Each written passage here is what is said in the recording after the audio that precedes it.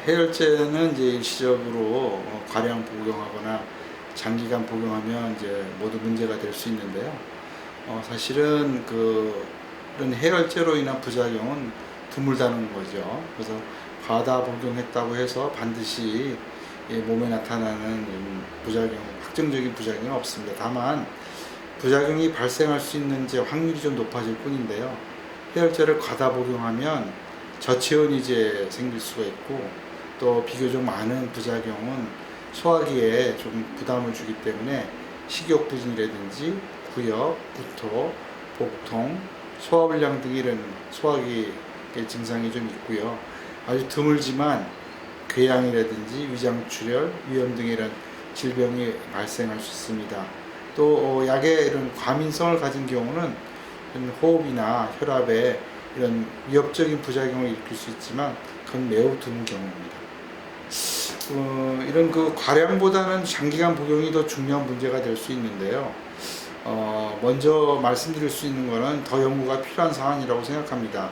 그래서 백혈병이라기보다는 차라리 이런 백혈병보다는 이런 백혈병 같은 이런 혈액과 관련된 질환인 재생불량성 빈혈이라든지 용혈성 빈혈이나 또는 혈소판 감소 및 기능 저하 같은 이런 문제로 출혈이 생길 수가 있기 때문에 그런 것은 아주 드물지만 생길 수가 있습니다. 그래서 장기간 해열제를 복용해서 백혈병이 생기는 것은 거의 없다고 봐도 될 것 같고요.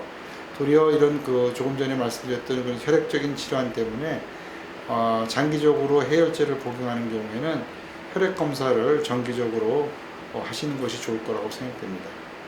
예, 매우 드물지만 일시적으로 간 기능 검사 수치인 이런 GOT라든지 GPT 같은 게 상승이 되고 또 황달 발생이 가능합니다. 그렇지만 이것은 사실은 이런 GOT나 GPT 상승이나 황달은 이런 바이러스나 세균 감염에 의해서 오는 간 수치 상승이 더 흔하기 때문에 꼭 이것 때문에 온다고 볼 수가 없고요.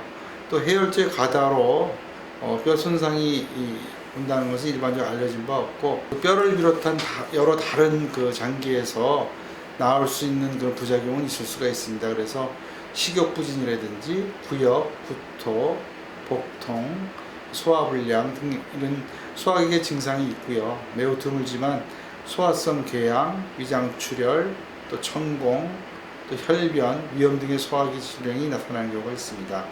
그리고 빈혈이나 혈소판 감소증 등의 혈액 수치 이상이나 또 저체온과 저혈압을 비롯한 쇼크 증상, 또 매우 드물지만 약 자체에 과민 반응을 보여서 천식이나 두드러기 증상을 일으킬 수 있다고 보고되고 있습니다.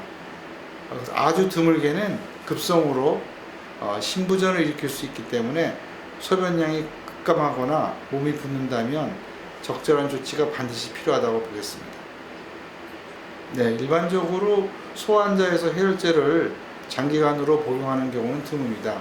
그래서 과다 복용이 걱정되는 그런 시기는 대개 어떤 질병의 급성기인 발열이 심한 수일간이 될 텐데요. 이때 가장 중요한 것은 해열제의 처방 용량을 꼭 지키고, 예를 들어서 아스타미노펜 같은 우리 타이레놀이라고 그러는데 이런 거는 대개 최소 4시간에서 6시간, 또 브루펜 같은 그런 약물은 6시간 내지 8시간 간격을 지키는 것이 더 중요하다고 보겠습니다.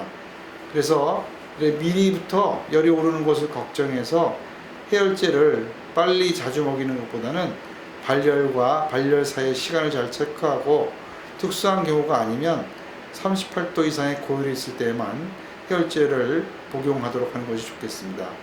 그리고 고열로 하나가 힘들어하거나 복용한 지 30분에서 1시간 후에도 열이 잘 떨어지지 않을 때는 이런 미지근한 물로 마사지를 해서 하나가 편하게 느낄 수 있게 해주는 것이 좋겠습니다.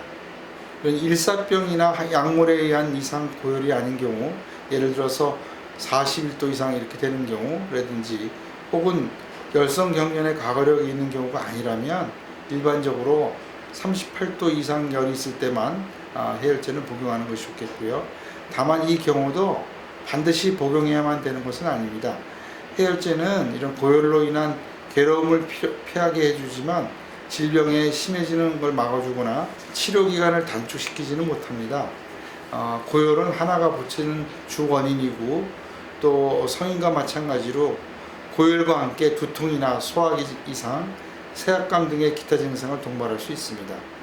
해열제 복용이 열성경련의 발생을 예방할 수 있는지는 현재까지 연구에서 밝혀진 연관성은 사실상 없지만 열성경련 과거력이 있을 때 해열제를 복용하는 것이 환자와 보호자에게 편안한 느낌을 줄 수 있습니다. 일반적으로 38도 미만의 미열이 있을 경우에는 열이 더 오를 것을 우려하여 미리 복용하는 보호자들이 많지만 실제로는 정상적인 생리주기상에서도 38도 미만의 체온까지 오를 수도 있으므로 반드시 해열제를 복용할 필요는 없습니다. 해열제도 다른 주요 약물과 같이 복용에 주의를 기울여야 하는 똑같은 약물인데요. 처방을 받으면 반드시 처방 용량을 잘 지키고 보관에 주의하셔야 될 것입니다. 또 약은 반드시 식후에 먹어야 한다는 편견이 있으나 그보다는 발열 양상과 온도를 주의 깊게 체크하면서 꼭 필요한 경우 복용하는 것이 가장 중요합니다.